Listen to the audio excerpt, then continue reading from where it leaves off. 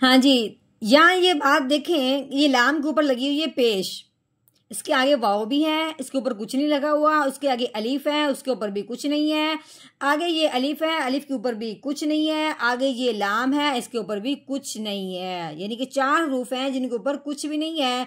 उससे आगे देखा है तो आगे सौद के ऊपर क्या लगी हुई है, खड़ी जबर लगी हुई है और उसके नीचे शाद लगी हुई है।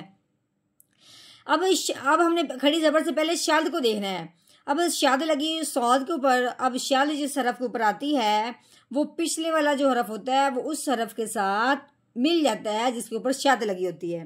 अब हमने क्या करना है, लाम को इस सौद के साथ मिलाना है शाद की वजह से। तो कैसे पढ़ेंगे, लाम सौद पेश लुस।